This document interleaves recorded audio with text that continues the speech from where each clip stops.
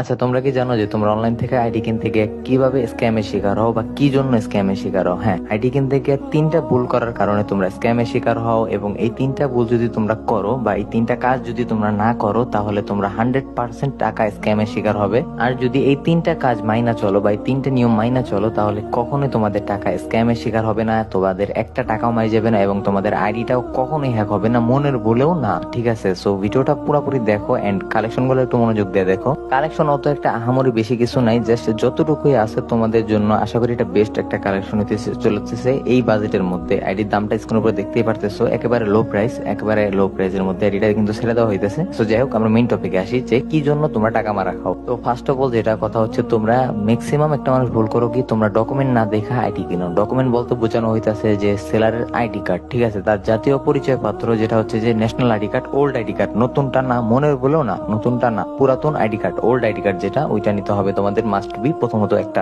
ID কার্ডের, ওই ID কার্ডটা সামনের সেটের পিক এবং পিছনের সেটের পিক, ঠিক আছে। একটা কারণ গেল যে তোমরা আইডি কার্ডের সামনের সেট এবং পিছনের সেট দেখবে, এবং দ্বিতীয় কারণটা হইতাছে যে তোমরা সেলারের সাথে ম্যাক্সিমাম মানুষ বেয়াদবি করো। হ্যাঁ, তোমরা সেলারের সাথে খারাপ ব্যবহার করো, অথবা সেলারের ঘোরাও বা যেসব কাগজপত্র চাওয়ার কথা ওগুলো তোমরা আইসাই আগে চাও না, এগুলা করবা না। তোমরা অ্যাকাউন্ট যখন কিনবা বা যখন পেমেন্ট করবা, পেমেন্টের আগে এগুলো চাওয়ার নিয়ম, ঠিক আছে। এবং তোমরা নিয়মের বাইরে কাজ করো, এবং কি কিছু কিছু কথা সেলার বলে যেগুলো নিয়মের বাইরে, ওই কাজগুলো তোমরা বেশি বেশি করো। নিয়মের বাইরে দয়া করে কোনো কাজ করবা না যদি টাকা মারা খাইতে না চাও, ঠিক আছে। এখন সেলার যে নিয়ম বলবো এটা তো নিয়ম জানোই, তাই না? ভিডিওতে যেসব নিয়মের কথা বলা হয়েছে অতটুকুই, নিয়মের বাইরে কিছু না, এক্সট্রা কিছু করবা না, ঠিক আছে। সো থার্ড, তিন নাম্বার কারণটা হইতাছে যে তোমরা ট্রেড লাইসেন্স দেখো না। এখন বলবা যে ভাই ট্রেড লাইসেন্সটা কি? ট্রেড লাইসেন্স তো আমরা চিনি না। হ্যাঁ, ট্রেড লাইসেন্স তোমরা অনেকে চিনবা না, তোমরা যারা বারবার স্ক্যাম শিকার হয়েছো, তোমরা ট্রেড লাইসেন্স কখনো চিনবা না বা চিনার কথাও না। ট্রেড লাইসেন্স হইতেছে একটা সেলারের মাথা বা একটা সেলারের তোমার ইন টোটাল তার পরিচয়, ঠিক আছে। একজন সেলার বা একজন ব্যবসায়ী,